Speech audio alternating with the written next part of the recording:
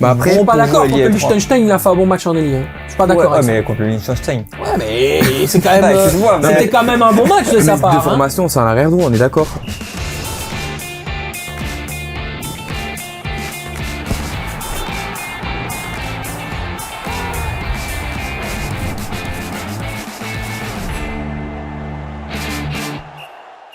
Parler ballon sérieusement sans se prendre au sérieux, c'est toujours mieux. Bienvenue dans un nouvel épisode du Clubhouse Football Time et d'ores et déjà, merci à vous pour votre fidélité. C'était génial la semaine dernière, on a pris beaucoup de plaisir. On est reparti encore une fois avec la meilleure actu de la Jupiler Pro League. Ça se passe ici, c'est dans le Football Time avec Xavier, avec Thomas et avec Quentin. N'oubliez pas, comme d'habitude, le petit like et vous abonner. Et aujourd'hui, forcément, de réagir parce qu'il va y avoir des réactions et on met directement les pieds dans le plat. On parle de la crise au Sporting d'Anderlecht. On a peut-être jamais vu un Sporting d'Anderlecht plongé aussi bas d'un point de vue structurel, d'un point de vue dans le jeu. Et donc ça va nous amener directement sur le d'accord, pas d'accord, avec une question, ou plutôt une phrase très simple qui va nous permettre derrière de gentiment aborder le sujet du Sporting d'Anderlecht. Effet Will Steele inexistant, déjà parti direction Watford.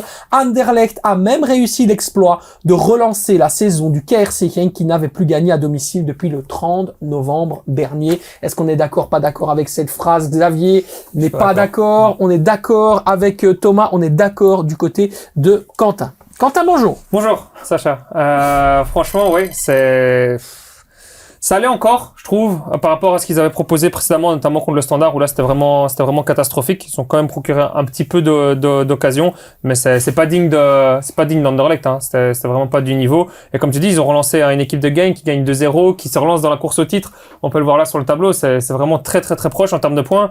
Anderlecht doit vraiment avoir les fesses qui chauffent parce qu'ils vont bientôt sortir des playoffs 1. Ils ont en plus une semaine très importante. Tu te dis avec Steele qui vient, coach intérimaire, qui fait 2 matchs, 2 défaites, qui part à l'étranger. Ils ont toujours pas d'entraîneur. Ils jouent un match, pour moi, limite le plus important de leur saison ici en semaine, à l'Antwerp, où tu as déjà perdu à domicile le match aller. Ouais, c'est vraiment catastrophique. Et j'en parlais justement avec des amis Anderlechtois.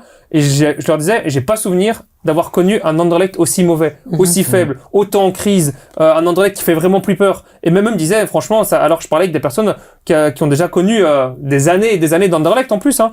Ils disaient, ouais, franchement, c'est vraiment triste, ça devient vraiment le cirque, ça devient vraiment honteux et ouais, ça fait vraiment de la peine à voir. Avec un club à vide, hein, on le révélait il y a de cela une semaine sur X en exclusivité. Olivier Renard a pris la porte, plus de directeur sportif, on est en train de chercher, et moi je peux vous le dire, le billet du Sporting d'Anderlecht actuellement, c'est de chercher le directeur sportif par le biais d'une agence de recrutement qui fait du track record. Donc on est dans ce type de travail-là, il y a plusieurs noms qui sont actuellement en train d'être révélés, mais il devrait y avoir une priorité mise à l'entraîneur. Mais on se retrouve dans une situation où aujourd'hui le staff technique du Sporting d'Anderlecht pour la rencontre décisive en Coupe de Belgique contre l'Antwerp, c'est Jérémy Taravel, Naïm Arabe et Arnaud Djoum. 2 des 3 sont passés par ici. Ça, j'allais dire. Ouais. C'est dingue. Non, ouais, c'est vraiment fou. C'est comme tu disais, tu parlais avec tes potes Anderlecht-toi. Moi aussi, j'ai aucun souvenir que cet Anderlecht-là a été aussi mauvais par le passé. Et je pense que le départ d'Angulo avait déjà plongé Anderlecht dans un niveau déjà moindre, mais avec le départ de Renard, bon après c'est pas du top boulot, mais si je veux dire, il y a plus personne au niveau du direct sportif, il y a plus d'entraîneur, plus d'adjoint. Voilà, on est vraiment très bas. Ça fait même mal de voir ça parce que même, je pense que ça ne fait plus rêver à aucun entraîneur de venir entraîner cette équipe-là. Je pense que les directeurs sportifs ne sautent plus forcément sur l'occasion non plus de reprendre ce poste-là. Même au niveau du mercato, on voit que les joueurs ne sont plus forcément très intéressés non plus de venir jouer à Anderlecht. Donc ouais, là on est vraiment dans une crise très profonde. Xavier, j'ai pas bien compris pourquoi tu n'étais pas d'accord avec la phrase. Tu trouves que ça n'a pas relancé Genk? Ça a relancé Genk, mais je trouve pas qu'Anderlecht est le pire qu'on a connu, dans le sens où, je pense que la mémoire peut-être un tout petit peu courte, mais il y a quelques années, genre il y a 5-6 ans, Anderlecht, il se battait genre fin des playoffs 2, début des playdowns, hein, il y a une saison. Il y a genre 5-6 ans. Et au final, là, ils sont toujours playoff 1. Non, mais je pense qu'il parle plus dans la qualité du football proposé, parce que là, c'est quand même, c'est à ce triste. moment-là, quand ils étaient 10, 11e, 12, 13, 14, c'était encore pire. Ouais, mais c'était il y a pas si longtemps que ça. C'était il y a 5-6 ans. Sous Hein van Azenbroek, si je me trompe pas, c'était avec, il y avait Kums, je pense Peter Zul. Mais bon, je me rappelle plus de l'effectif, mais en fait. Mais t'avais quand même des joueurs assez corrects là aujourd'hui, désolé, mais tu joues avec De Grief, Kanaté sur les flancs, attaquant, Sikan, on sait pas qui c'est. Enfin, c'est chaud. Illich en défense centrale, on connaît pas en fait. Oui. C'est pas qui c'est. Et puis malheureusement, Cabada Costa qui était censé remplacer Angulo a pu confirmer tout ce qu'on disait la semaine dernière. Prestation inexistante. On peut pas lui en vouloir. Il vient d'arriver dans un contexte compliqué. Mais quand même, ça n'augure rien de bon. Ouais, j'ai bien aimé pourtant ça a monté au jeu en coupe contre l'Antwerp. Les 10-15 premières minutes étaient intéressantes, ouais. Mais en parlant du joueur, je trouve que c'était intéressant. Mais en effet, après, comme on dit, hein, on est aussi performant grâce aux joueurs qui nous entourent. Et là, je pense qu'ils se tirent tous vers le bas. En fait, tous les joueurs se tirent vers le bas. Je sais plus c'est quel intervenant, je pense, mais c'est Silvio Proto qui est un grand fan d'Anderlecht qui disait que pour lui, la responsabilité, c'était les joueurs. Qui travaille à Anderlecht. Qui travaille en plus en Anderlecht. Il est entraîneur des gardiens, quand même. Ouais, mais qui est fan d'Anderlecht, qui travaille à Anderlecht et tout. Donc, c'est vraiment son grand club de cœur. Et il disait, le problème aussi, c'est les joueurs. C'est des joueurs qui se remettent pas en question et tout. Et ils se tirent vraiment tous, vers le bas. Donc, il y en a pas un qui arrive à relever le niveau. Je veux dire, un leader. Il y a pas ce leader de vestiaire qui tape un peu du poing sur la table, qui se dit ouais maintenant les gars c'est fini de rigoler, montrez un peu ce que vous valez quoi. Mais surtout, tu parles de joueurs, on va rentrer dans le spécifique. La déclaration elle vient de toi, on en parlait tous les deux en coulisses.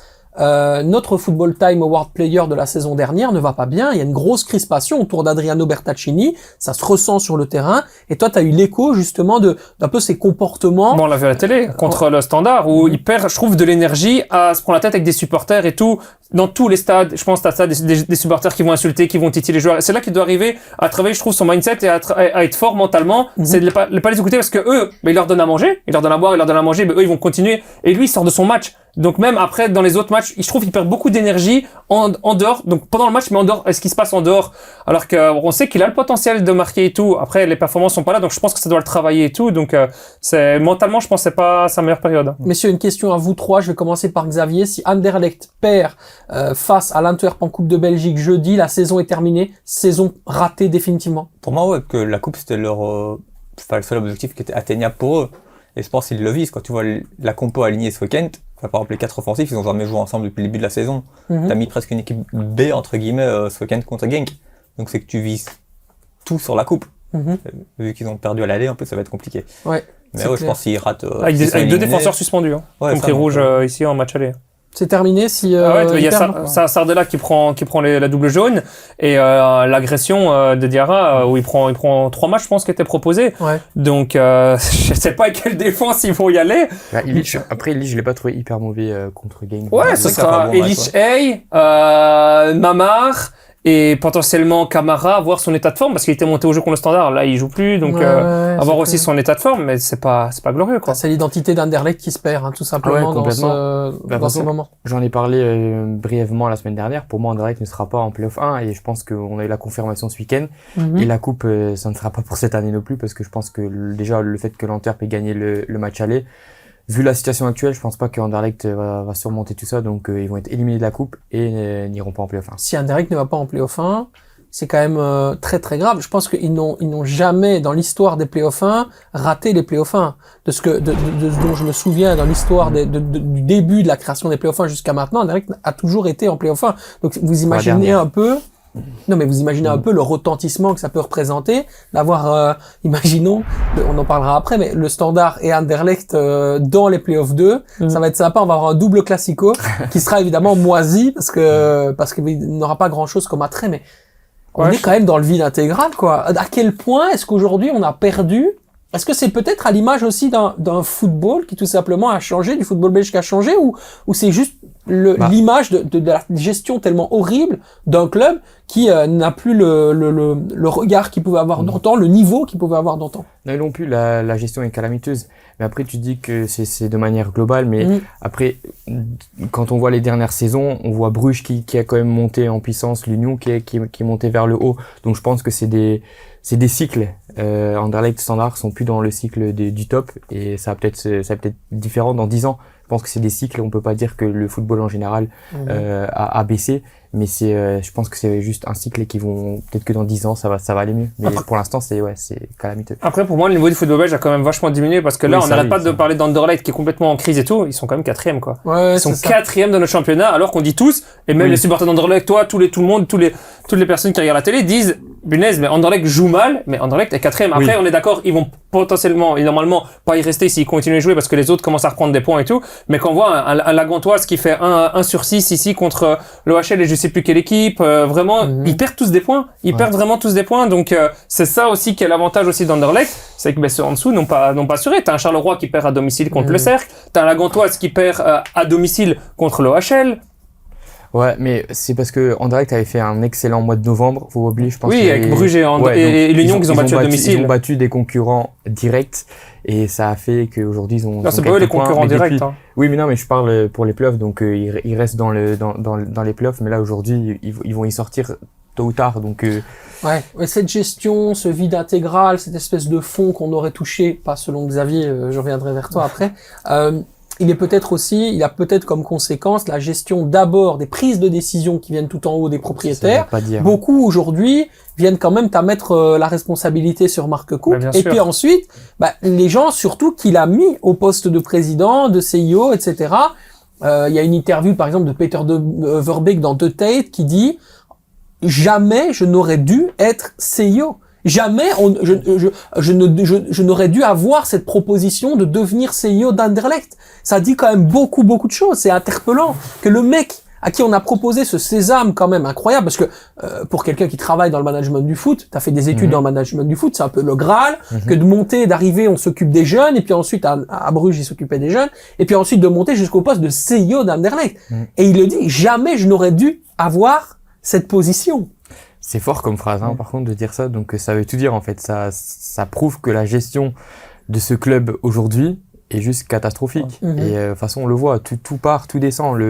Le château de cartes est en train complètement d'exploser. De tomber, là. C'est très grave. Est-ce que, du coup, une vente du club, pour vous, serait profitable? Est-ce que Marc Cook, est-ce qu'il y a mieux que Marc Cook? Est-ce que Marc Cook doit rester? Qu'est-ce qu'on fait avec cet Anderlecht-là? Parce que j'ai un peu l'impression que si lui reste, fondamentalement, il y aura peut-être... Lui, en fait, en gros, moi, ce que je sais de Marc Cook, ce que je peux vous dire, parce en plus de ça, quelqu'un qui je m'entends très bien, c'est que lui, il réside par la théorie des noms.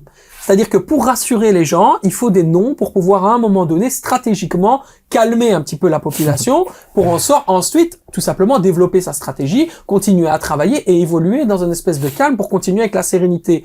Sauf que les noms, à piler les noms encore et encore et encore, en fait, on l'a vu que cette stratégie des noms ne fonctionnait pas. À un moment donné, il faut une réforme, en fait. Mais je pense que c'est compliqué dans le sens où c'était pas bien géré Anderlecht depuis longtemps, enfin depuis quand même longtemps, mais jusque fin novembre, tout se passait pour le mieux. Ils avaient pas beaucoup de points de retard sur le duo de tête, donc tu te dis, ok, même si on a des manquements, des trucs qui sont pas bon directeur sportif ou autre, malgré ça, on joue quand même la tête du classement et tout. Et puis au final, maintenant, 3 mois après, mais jusque fin novembre, tout se passait bien, donc c'est pas que c'était la crise depuis très très longtemps. Il faut aussi, pour un club, le temps de se retourner, de changer, toi, même s'il y a plein de trucs qui allaient pas, mais ils étaient quand même top 3, et ils étaient pas loin, ils avaient peut-être 6 points de retard sur l'Union, à ce moment-là. Je suis d'accord avec toi, c'est vrai qu'il y a eu une période où c'était plutôt positif, j'en ai parlé tout à l'heure, c'est le mois de novembre, mais par contre, le fait que Asie était là, ça a été un problème depuis le départ, ça on l'a souligné ici. Pour moi, c'est ça l'erreur fatale, je trouve. C'était pas l'entraîneur qu'il fallait prendre pour cette équipe. La vraie erreur pour moi, c'est que elle se trouve clairement dans les finances d'Anderlecht. C'est-à-dire qu'aujourd'hui, clairement, ce qu'on peut dire, c'est que le trou béant que Marc Cook a retrouvé en rachetant le club, c'était en 2017, et qui n'a jamais véritablement réussi à combler, il vient chaque été un petit peu tuer la stratégie de développement. À cette époque-là, sous Herman Van Holsbeek, sous Van den Stock, tu n'avais pas à devoir faire des ventes de 20 millions d'euros par mercato. On se rappelle, 18 plus 4, je pense, c'est la somme pour laquelle a été acheté par Al Ittihad Simic à l'été. On est sur quasiment plus de 20 millions d'euros, bonus compris, 21 millions d'euros pour Angulo. Vous imaginez un petit peu la nécessité qu'a Anderlecht. À chaque fois qu'il y a un joueur qui pop, un petit jeune dont allez, on va dire la marge de progression est intéressante, tout de suite ils doivent le vendre. Anderlecht, à l'époque, n'était pas obligé de faire ça, ce qui leur permettait de construire. Ouais, mais avant, ils jouaient la Ligue des Champions ou la Ligue. Maintenant, ils jouent plus Coupe d'Europe. Et quand ils en jouent, c'est la Conference League qui rapporte pas grand-chose. Donc malheureusement, pas de Coupe d'Europe, pas d'argent. En fait, le modèle dans lequel est assis Anderlecht à l'heure actuelle, je te donne la parole dans 2 secondes, est en fait en complète inadéquation avec la façon dont ils souhaitent fonctionner aujourd'hui, dont ils sont obligés de fonctionner malgré leur volonté. C'est-à-dire que leur ADN à Anderlecht ne va pas avec leur situation actuelle, c'est-à-dire nécessité de vendre. Et donc du coup, quand l'identité même de l'entreprise va en opposition complète avec la situation, on est dans des grands problèmes, Thomas. Non, c'est vrai, mais je trouve que les problèmes financiers ou les finances de manière générale ne peuvent pas être une excuse pour le jeu ou les transferts qui ont été faits l'été dernier. Parce que je pense par exemple à une équipe comme Saint-Tro, ils n'ont pas beaucoup de moyens. L'Union n'a pas forcément beaucoup de moyens non plus. Ils arrivent à faire quelque chose de très bien avec un noyau intéressant. Anderlecht n'a pas forcément beaucoup d'argent, mais ils auraient pu faire... Et Renard a recruté pour 30 millions. Mais déjà ça, mais ils auraient pu faire des transferts plus intéressants. Par exemple, celui qui vient d'arriver de Getafe, je pense qu'il y avait quand même beaucoup... Enfin, il y avait plein d'autres options à la place de lui pour prendre. Je vois pas pourquoi on a été chercher lui, il y avait 2 options. Parce qu'ils n'ont pas eu le temps, que c'est 2 joueurs de la même agence qui se ressemblent, c'est 2 joueurs Wasserman, l'agence Wasserman. Je pense qu'ils étaient un peu dans l'urgence, ils se sont dit, ok, d'accord, il faut vendre Angulo, on va le vendre, mais il nous faut quelqu'un pour le remplacer. Et à mon avis, ils ont regardé un peu dans les datas, ils ont dit, voilà, qui est-ce que vous avez en stock? On a ce joueur-là, ça ressemble plus ou moins, ok, on le tente. C'est de toute façon un prêt avec option. Derrière nous, à Getafe, on a les copains qui nous ont pris Luis Vasquez, qui est en train de rayonner. Il explose Getafe actuellement, c'est dingue en Liga. C'est dire aussi la différence d'univers. Comment un joueur est capable de performer dans une atmosphère et de ne pas performer dans une autre. Il a été critiqué, sali, mis vraiment en grande difficulté. Notamment mais Anderlecht, je pense qu'il était pas très bon, peut-être trop de pression. Anderlecht, c'est vrai que, dès qu'il était titulaire ou qu'il commençait un match, même les supporters disaient, il va encore rater 50 occasions, avant même qu'il ait touché le ballon. Ici, il a peut-être moins de pression, il est un autre, comme tu l'as dit, un autre univers. Et je pense à un attaquant, n'importe quel joueur, moins de pression. Il y en a certains qui ont du mal à gérer la pression. Peut-être que lui... C'est quand même symptomatique de la situation du côté d'Anderlecht, ce qui se passe avec Luis Vasquez. Enfin, on va refermer ce chapitre anderlechtois, parce que sinon on aurait pu tout simplement en parler des heures. Dites-nous évidemment ce que vous pensez de cette situation à Anderlecht. On sait que vous êtes assez nombreux à nous écouter, à nous entendre. Merci en tout cas pour votre fidélité. On passe évidemment à Charleroi. Pourquoi? Parce qu'il y a les 2 équipes qui vont se rencontrer la semaine prochaine. La Gantoise et Charleroi ont perdu des points très très importants contre Louvain et contre le Cercle de Bruges. Donc la question est la suivante. Messieurs, en perdant contre le Cercle, Charleroi a perdu 3 points décisifs dans la bagarre pour les playoffs 1. Est-ce que vous voyez justement Charleroi gagner contre Gand, oui ou non? Est-ce qu'on est d'accord ou pas d'accord avec cette phrase, Quentin? Laquelle? Comme quoi Charleroi va gagner contre Gand, ou est-ce que Charleroi a perdu des points? A perdu des points. Ouais, il a perdu des points. Ok, on a perdu des Très points. important. On a perdu des points. On a perdu des points. Xavier, c'est à toi maintenant. La force, c'est vrai qu'ils ont perdu des points parce que contre le Cercle, on voit qu'ils sont 15e là, donc 14e sur 16. Donc quand tu joues contre une équipe si bas dans le classement, tu vises le top 6, tu peux pas perdre des points. Après, ils avaient certainement la tête à la coupe. Mais à domicile en plus. Et voilà, comme tu vois, et tout le monde perd des points ce week-end. Ils prenaient les 3 points, ils étaient, je pense, top 6 ce week-end. Donc, Mais donc au final, je pense pas qu'ils ont vraiment perdu des points décisifs. Je suis d'accord avec le fait qu'ils ont perdu des points, mais pas forcément décisifs parce que les autres n'en ont pas pris. Ouais, mais ils ont regardé. Ça peut quand même faire la différence à la fin. 3 points, c'est... Non, ça peut. Ouais. Mais par contre, juste rien à voir avec les points, que ce soit décisif ou autre. Mais ce match-là, j'ai adoré le regarder. Je pense que c'est un des matchs que j'ai le plus apprécié de toute la saison. C'était super agréable. Non, pas ça. 2 cartons rouges. Des pénaltys. C'est même pas ça, c'est parce que justement, je trouve que Charleroi a pris des buts assez facilement et assez rapidement dans la rencontre.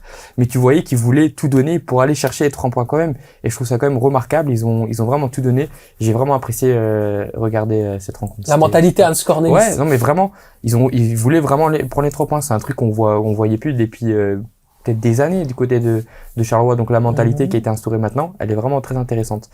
Et je pense que en fait, je pense que la rencontre ici cette semaine va être décisive pour Charleroi.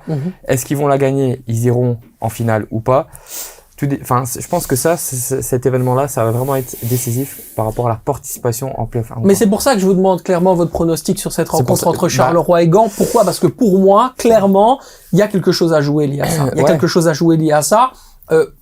C'est 3 points qui en valent 6, selon moi. Ça, ouais. C'est clairement ça. Donc, où est-ce qu'on va du côté de Charleroi? Est-ce qu'on gagne ce match important contre la Gantoise? Est-ce qu'on le perd?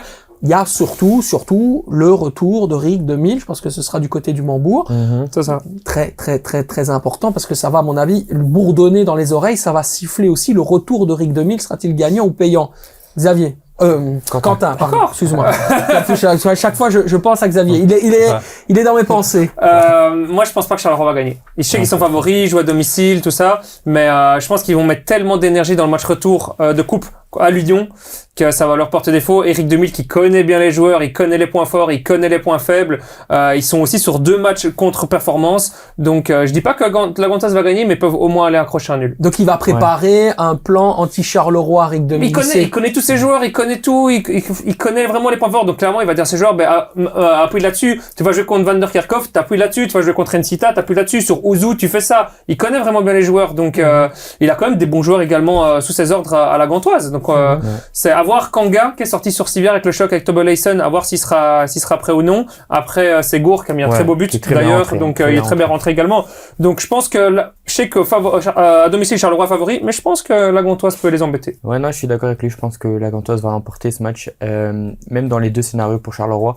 Si Charleroi gagne contre Lyon et il passe en finale, ils seront euphoriques, ils auront cet objectif-là de gagner la coupe, donc je pense qu'ils vont pas être trop concentrés sur le match de la Gantoise, et s'ils perdent, ils vont être très déçus, et il y aura un contre-coup, donc dans les 2 sens, pour moi, je pense que la Gantoise gagnera. Et c'est dingue, hein, parce qu'on est vraiment sur une semaine charnière. On parlait du Sporting d'Anderlecht, la charnière, elle se situe aussi du côté de Charleroi, avec ce match mercredi contre l'Union Saint-Gilloise, et derrière aussi forcément contre Gand. C'est la saison, ou plutôt c'est la semaine de la saison, Xavier. Ouais, clairement, je pense que, comme Quentin et Thomas, je pense que Gand, il perdra pas ce match, clairement. Parce que Charleroi, Gand ne perdra pas ce match. Ouais, ok. Soit ils prendront un nul ou ils gagneront, mais je vois pas du tout Charleroi s'imposer dans le sens où, comme l'a dit Thomas, semaine de coupe, donc ils ont pas l'habitude d'enchaîner des matchs, mais ils viennent d'enchaîner, déjà, ils ont joué en milieu de semaine, la semaine dernière. Ils vont jouer encore ici. Et la semaine dernière, ils attendaient que le match retour. Tu vois qu'aucune des 2 équipes voulait prendre de risques. Donc ils vont tout donner, ils vont devoir faire la différence ici au match retour, et oui, ils vont être un peu fatigués, ils n'ont pas l'habitude de jouer autant de matchs sur si peu de temps, donc Ouais, Hans Cornelis n'a pas fait d'erreur jusqu'à présent, jusqu'au match face au Cercle. La seule erreur qu'il a faite, c'est vraiment d'avoir mis une semi-équipe B. Ça, il aurait pas dû faire, parce que certes, ok, ils enchaînent 2 matchs, c'est important et tout, faut les préserver, mais c'est pas comme si qu'ils jouaient toutes les semaines 2 rencontres. C'est très rare qu'ils jouent deux rencontres en 2 semaines, donc je pense que les joueurs titulaires en étaient capables, et on l'a vu, la rentrée de Gagon et Titi Traoui a changé la donne complètement en deuxième mi-temps. Après, si tu regardes statistiquement, juste pour le protéger, il fait tourner très peu. Hein. Ouais, c'est toujours les mêmes qui jouent, tu vois, donc t'as quoi? T'as 14-15 joueurs qui après, tournent. quand tu gagnes tout le temps, Oui, mais dans une équipe où les postes sont doublés, où il y a de la concurrence, il n'y a pas de souci de faire de la rotation parce qu'on a l'habitude, parce que c'est travaillé comme ça, parce que le budget aussi est suffisant. T'as des joueurs aujourd'hui qui jouent plus du tout. Je crois qu'Mbenza, il joue plus du tout. Non, mais lui, faut même pas le compter. Voilà, mais c'est pour te dire, c'est des joueurs qui, la saison dernière, étaient totalement dans la rotation et étaient performants. Aujourd'hui, ça fonctionne en groupe restreint, d'où aussi cette volonté de travailler un peu sur un turnover, mais qui est un turnover relativement léger. C'est pas, on enlève les 11 et on met d'autres 11, hein. C'est pas ce qui s'est passé non plus, il a fait beaucoup de changements quand même. Arrière droit, arrière gauche, flanc gauche, flanc droit, le 10, le 6, je pense qu'il y en a 6, il y en a 6 en tout. Donc c'est quand même beaucoup pour un match important, parce que le Cercle était pas dans une bonne phase, mais c'était un match à domicile et il fallait prendre les 3 points. Je pense que même lui il a reconnu que c'était une erreur. Ouais, je pense que je sais pas s'il a reconnu, mais pour moi c'était une erreur. Mais il y a quand même le feeling qu'ils sont en train de faire une belle saison, Charleroi, et je pense que ils y croient à cette victoire en Coupe de Belgique. Ouais, peut-être bien. J'ai vraiment ce sentiment-là. Tu penses qu'ils vont gagner à l'Union? Pour moi, il y a moyen. Non, jamais. Moi, tu penses qu'ils vont gagner? Moi, je pense, je vais pas dire qu'ils vont gagner, mais l'Union à domicile, c'est meurtrier. Ouais, hein. Je sais, mais bon, la Louvière il a marqué aussi, hein, donc si la Louvière s'est marqué, sur une erreur d'un. Ouais, c'est vrai, c'est sur une erreur de Et l'Union, ils ont pas leur gardien. Enfin, je pense pas que ça les doit. Après, je pense pas que ça soit. C'est pas lui qui faisait beaucoup d'arrêts décisifs. Enfin, l'autre là, Chambard, on l'a vu début de saison, enfin catastrophique, toi, donc. Ouais, c'est un peu chaud. On passe au match. Aider, quoi. Dis-moi, tu disais. Je dis juste que ce gardien-là, ça va pas aider l'Union. Ok, super. On passe au match de la semaine avec bien sûr le match important, celui qui a vu le club de Bruges couronné de louanges, on va dire, le Standard, éteindre le Standard en première période. Moi, je me suis fait juste une réflexion. C'est que vous vous êtes tous trompés. Sacha, on s'est trompé peut-être je me suis trompé. Ouais, moi, je vais prendre, j'avais dit que le Standard allait faire un résultat à Bruges. je vais prendre la responsabilité, mais bon, moi j'étais pas au courant qu'il allait pas avoir Ilay Maritra et Thomas, c'est deux joueurs quand même très importants dans cet effectif. Tu passes de Karamoko, Thomas, Ilay à Messatou, Lorenz et Ayensa en 10. S'il vous plaît, avec tout le respect que j'ai pour ces joueurs-là, il y a quand même une grosse différence de qualité. Dans le jeu, c'était tu pas l'as prévu, senti. hein. Mais ça se voyait, le Clairement. milieu de terrain était inexistant. Van Aken, il était en roue libre dans cette rencontre. Dans son jardin. Ouais, Ouais, c'est mais ça. vraiment. Sans Marco, sans Teddy, défaite assurée, Ah ben 100%. oui, mais même sans juste le trio du mieux, s'il y avait ce trio-là, pas dire qu'ils allaient gagner, mais il y avait moyen de prendre au minimum un point. Mais avec ce trio au milieu de terrain, et que tu le respectes pour ces joueurs-là, c'est pas assez bon pour aller prendre un point du côté de Bruges. Dans l'idée de Marc Wilmots, on rappelle que Messatou devait être un titulaire. Hein. Ça, on le rappelle à Mais tous. après, mais moi, il a- important de le dire. C'est pas un mauvais joueur, mais à Non, côté de ça, mais- tu dois mettre à Lorenz, Ouais, qui est il peut pas pas être un tout seul. milieu de terrain, c'est juste que t'as plus de milieu de terrain. Donc, il y a un Ouais. moment, tu prends les joueurs que t'as, entre guillemets. Ouais. Ouais. C'est triste pour lui. C'est parce que Lorenz tu ou mets vraiment- Kouavita. Voilà. Non, mais les gars, il y a une statistique effarante sur le Standard. 19 joueurs blessés cette saison. c'est abusé. C'est Il y a un pro- cumul Ouais, incroyable. c'est le préparateur physique, franchement, Bah, c'était compliqué. J'entendais Evra à l'interview par rapport à ça, il disait qu'ils étaient en train de chercher des solutions, mais je me disais les solutions, vous les cherchez depuis le début de saison. Du coup. Recruter un nouveau Ouais, médecin. c'est Même ça, c'est votre kit voilà. aussi qui a Ouais, fait une qui a déclaration une interview comme quand ça, je suis à là. la cantine, je mange, je regarde à droite, je vois un gars avec un bandage. Je regarde à gauche, je vois un Ouais. autre gars avec un bandage. Ouais. C'est Ouais, l'infirmerie, ils quoi. disaient qu'ils avaient essayé de trouver une solution, mais bon, c'est une phrase un peu bateau, hein, parce que la solution, elle aurait déjà dû être là Ouais. depuis longtemps. Elle a dit, ouais, c'est une saison comme ça, on doit faire avec. Ouais, voilà, ok. Perdre 3-0 comme ça à la mi-temps quand on est le Standard, est-ce que ça t'a surpris, toi, quand Non, t'as pas regardé du le tout, match parce que moi je l'avais dit mardi dernier, comme quoi Bruges à domicile allait clairement rouler sur Standard. Déjà en plus de ça, quand on parle, comme Thomas le dit, ils sont un Teddy Thomas ou autres qui mettent de l'impact dans ce milieu de terrain, mais honnêtement, j'avais l'impression que c'était un match de Coupe de Belgique, tu vois, genre une D1 qui joue contre une P1. J'avais vraiment l'impression que c'était ça quand ils ont C'est faux. Le Standard est une P1. hein. bah limite ils passaient pas le milieu de terrain. Si tu regardes le résumé, ils ont dû à la 46e montrer un highlight, c'était un centre avec une tête de mort qui était vraiment pas dangereuse. C'est pour essayer Si, de un peu quand même. ouais, pour essayer Bon de centre de Mortensen. ouais, pour essayer de montrer un élément, mais sinon comme tu dis, tu vois Van Aken, il était sa petite contre-attaque en marchant. Ouais, Limite il pouvait faire un petit tourbillon sur lui-même. Il était tout Ouais. seul au milieu de terrain. C'était franchement, j'avais pas l'impression de voir une D1 contre une D1 honnêtement. Ouais. J'avais l'impression qu'il y avait un écart de niveau mais phénoménal. Alors qu'on parle d'un Bruges qui était pas séduisant les dernières rencontres. Hein. Ouais, il devait se rattraper, justement. Ouais, ils ont joué en marchant, quoi. Il y a plein de trucs. Le Standard, il joue avec une demi-équipe parce que t'as pas de milieu de terrain. Bruges, ils doivent se rattraper pour qu'ils sortent d'une période bof-bof. À mon avis, il y en a beaucoup, vu qu'ils gardent le même effectif d'année en année. Bruges, ils se rappellent aussi que l'année passée, le Standard sont venus s'imposer au Jan Bredel L'année d'avant aussi, hein, et l'année avant. ouais. Donc, cette fois-ci, quand ils viennent chez nous, on perd pas. Enfin, niveau motivation, il y a plein de faits et de facteurs qui font que Bruges, ils venaient pour détruire le Standard, quoi. J'ai vu des avis complètement différents sur un joueur, parce qu'il a été harcelé en première période, c'est Gustav Mortensen. Mortensen, certains dans la presse ont dit que c'était le meilleur joueur, c'est celui qui s'est le mieux défendu. En seconde, apparemment, il a fait un match assez intéressant. Mais par contre, il a quand même été violenté par Forbes du début à la fin du match. Hein. Après, il y a quand même une différence de qualité. Le joueur, avec tout le respect que j'ai pour lui aussi, il vient de D2 norvégienne, je pense. Danoise, je crois. Danoise, ouais, Ouais. un pays de cette région-là. Et Forbes, bah, c'est équipe nationale Portugal, donc il y a quand même un gros gap entre les deux. Mais ce n'est pas une excuse. Ceci dit, je trouve qu'il a fait quand même un match plutôt intéressant. Je l'aime bien en tant que piston. C'est le joueur qui a amené la seule action dangereuse dans cette rencontre aussi. Ouais, tout à C'est fait. lui qui fait le centre sur Omar, donc non, je pense pas que c'est le joueur qu'il faut accabler dans cette rencontre. Mais est-ce qu'il a montré ses limites? Est-ce que là, on peut se dire, ok, limite, il vient c'est le d'arriver, meilleur hein. joueur du Standard, et le meilleur joueur du Standard, il a cette limite-là? Bah non, ça non, il vient d'arriver, hein. Il faut le laisser un peu de temps. Tu Je pense penses qu'il que a c'est- une marge de développement Oui, oui, plus je importante pense que ce qu'on a vu dans le match Ouais, face à Bruges? je pense qu'il y a un potentiel intéressant, ce joueur-là. Ok, il y a aussi une question sur laquelle j'aimerais revenir. Vous m'aviez dit que ça vous inquiétait pas trop le fait que Lucas Pirard était dans les Mhm. cages. Moi, j'assume. Tu confirmes que ça t'inquiète pas? Je confirme. Pour moi, il a fait 9 arrêts. Après, il relâche beaucoup. Hein. Ouais. Il arrive pas à fait- capter un ballon, je trouve. Il a fait 9 arrêts, 6 dans le rectangle, c'est quand même beaucoup. Donc sans lui, je pense que ça aurait pu être 5-0, vraiment. Pour le coup, ok, le but qu'il prend, certes, c'est peut-être une erreur, mais je trouve que le mouvement, c'est le mouvement d'un gardien. Ouais, Il y avait tellement d'effets sur ce ballon-là Mhm. qu'il est rentré. Je pense qu'aucun autre gardien aurait peut-être fait un autre mouvement, c'était le bon mouvement, il part dans la bonne direction, il prend les deux mains. Enfin, pour moi, je vois pas où l'erreur est là. C'est juste qu'il y a énormément d'effets sur cette balle et elle rentre. Et à part ça, non, moi je trouve qu'il a fait un bon match. Je reste sur mes positions. Ouais, le goal, c'est même en dehors de l'effet, c'est juste qu'il tire à bout de porteur, il Ouais. le repousse comme n'importe qui et puis il rebondit sur le dos de Bates. C'est genre, Il y a de l'effet aussi. c'est pas de chance, tu vois. Genre. Et les deux autres buts qu'il prend, désolé, c'est absolument rien faire. Hein. Non. Non. Oh, le centre de Kyrian Issam, Ouais. il est incroyable. Et Tresoldi est tout seul, il est devant lui. Ouais, mais quand tu vois la qualité du centre, pour moi, il y avait limite du KDB dans ce Ouais, centre. c'est Franchement, t'as adoré la prestation de Sabeu, toi. mais j'ai vraiment bien aimé, franchement, parce que faut pas oublier, il a que 21 ans, il a sorti une bonne prestation contre Marseille en Ligue des Champions, mais là, la qualité du centre, la petite combinaison avec Forbes sur le corner, et franchement, c'est magnifique, quoi. Kevin De Bruyne fait la même chose, elle fait le tour de Twitter et de tous les réseaux sociaux, quoi. Ça tombe bien que tu parles de ça parce que forcément, moi, j'ouvre un espace. Hein. Tu me donnes l'opportunité, moi, je m'engouffre dedans. On n'a pas de vraie solution en position de latéral droit. Est-ce que chez les Diables Rouges, on peut imaginer un Sabeu à un moment donné faire son trou? À un moment donné, pourquoi pas? Comme je dis, il est jeune, il a 21 ans, il joue au club de Bruges, il passera sûrement un step, mais c'est là que ça va être très important, c'est la décision qu'il va prendre, parce que regarde De Kuiper, on en parle plus du tout. Et il joue même plus à Brighton, alors qu'à Bruges, c'était incroyable, on parlait de Kuiper, le nombre de passes décisives, le nombre de sens, sa qualité de temps, il était titulaire en équipe nationale belge. C'est même en guirlandais avec ses coéquipiers avec Brighton cette semaine. Voilà, De Kuiper, il joue même plus, donc je pense que le choix va être très important. Il a 21 ans, on a un Thomas Meunier qui joue plus à Lille, qui est blessé, on a un Castagne qui a repris une place de titulaire à Fulham, donc qui sera le choix numéro 1 du coach pour le moment, mais il a 21 ans, il a une grosse marge de progression, pourquoi pas? Moi, c'est un joueur que j'adore. Franchement, en plus, il a un très bon centre.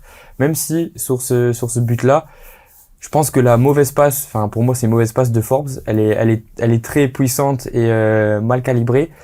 Et le fait qu'elle soit justement si puissante, il la reprend en un temps, ça fait cet effet-là. Je pense pas que c'est vraiment son coup de patte qui a été mis en avant là. Même s'il a vraiment un très bon centre, ça, j'en ai aucun doute. Il a une très bonne frappe aussi. Pour moi, c'est un excellent arrière droit et on le verra dans l'équipe nationale au futur. Je trouve qu'il est encore trop irrégulier à mon sens. C'est ça aussi. C'est ce que le supporter de Bruges lui reproche. Vous savez, au début du mercato de janvier, en discutant avec les gens autour du Jan Breidel, clairement, on me disait, on va peut-être chercher un latéral droit. On va peut-être chercher quelqu'un qui va pouvoir peut-être supplanter ou suppléer Kyrian Issabeu parce qu'il ne satisfaisait pas autant qu'on pouvait le penser. Après, ils ont ça marche. J'avais Siquet, ils ont pris Siquet. Hein.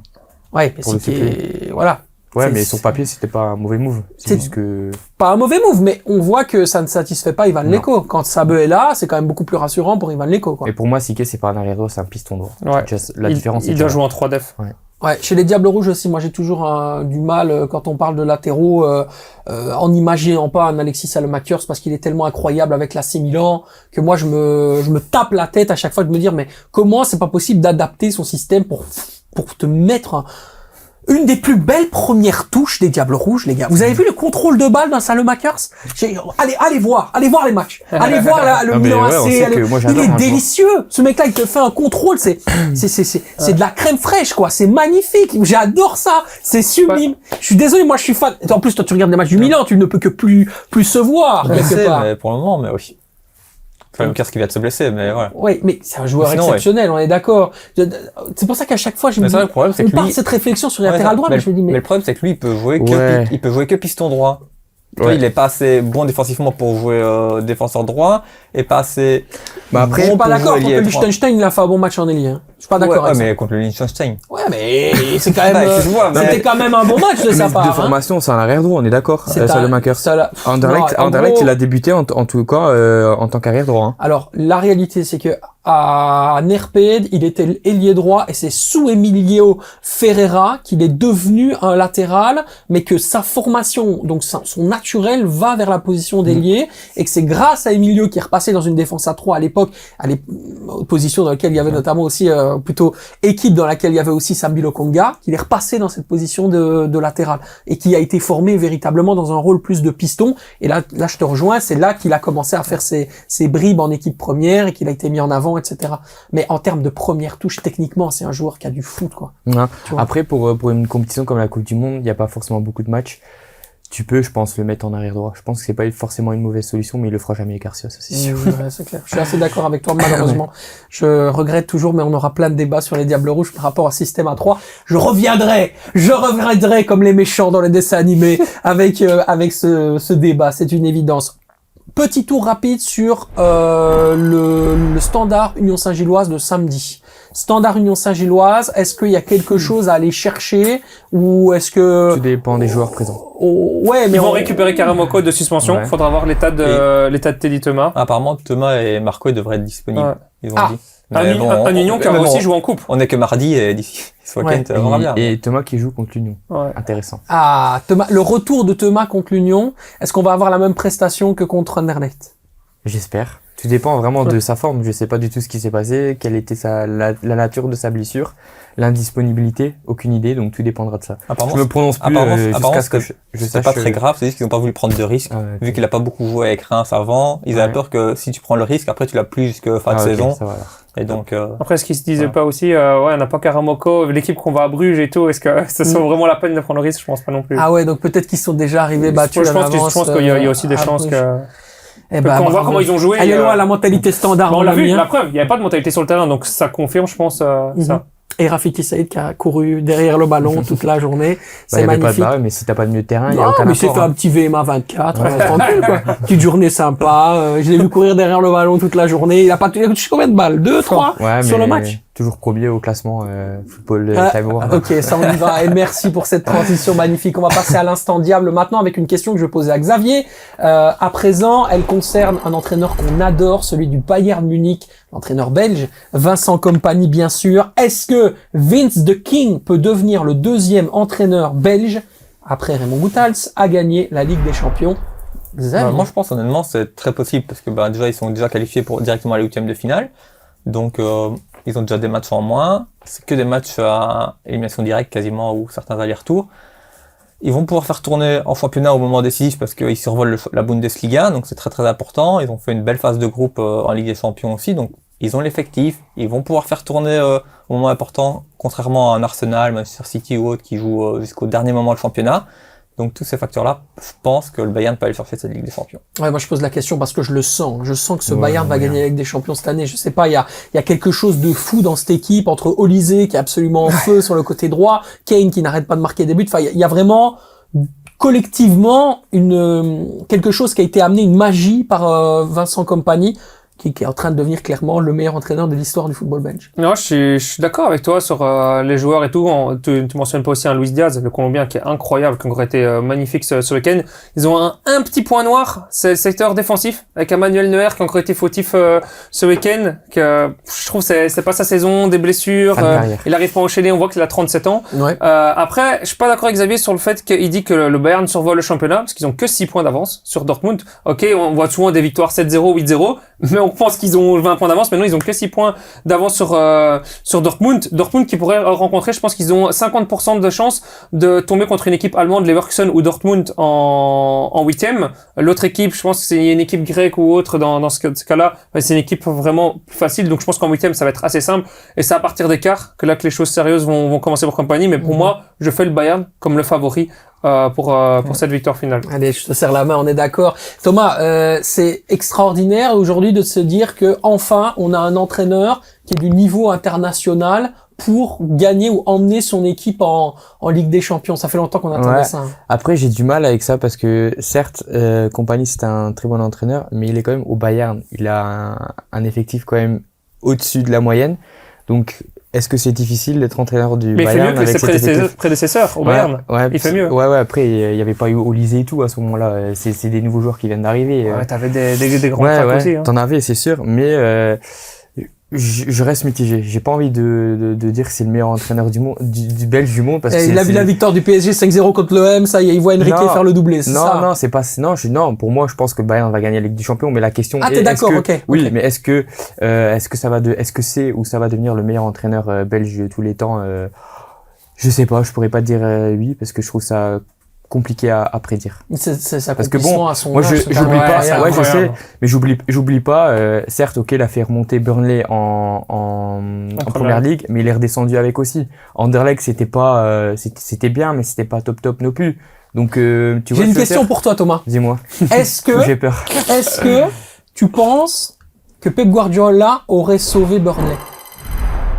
Avec l'effectif qu'il avait. Avec l'effectif Mais après, il faut qu'il savoir aussi, Compagnie avait un grand, il faisait partie du recrutement, je pense, hein, quand on voit les joueurs qui Mais recrutaient. Guardiola aussi, Loulou. Ouais, je sais Est-ce pas, qu'on je sais n'est pas. pas sur des Ouais. entraîneurs qui La marche, c'est trop fondamentalement Oui. ont besoin d'avoir des joueurs oui, mais qui justement, sonnent avec l'excellence? Mais si Guardiola le fait aussi, il aurait peut-être recruté d'autres joueurs, parce que moi, je suis désolé, les joueurs que Compagnie a fait amener du championnat belge à Burnley, Delcroix. ouais, Compliqué. Delcroix, Delcroix, faut... Très bien. Vitinho qui a fait une bonne saison. en Ouais, plus, à ok, Burnley, ouais, hein. je sais, mais Faut bon, pas maintenant, non plus, maintenant, il est de retour au Brésil, enfin, tu vois, c'est Ouais. pas, tu vois ce que je veux dire ou Ouais, pas? ouais, Je tout comprends. à fait, je Mike comprends. Trésor aussi, Samuel je crois. Bastien aussi, Ouais, hein, mais qui avait bon, pas ouais, réussi, voilà. non plus, qui était arrivé, effectivement. C'était quand même assez, compliqué, assez ouais. bizarre si tu veux te maintenir en première ligue avec un noyau pareil. Enfin, Non, c'est clair que c'est compliqué, mais encore une fois, il y a des entraîneurs qui sont faits pour entraîner des grandes équipes avec des formations ouais, où, peut-être aussi. voilà, on se rappelle de Thierry Henry qui supportait pas de voir Yuri Tielemans rater un contrôle,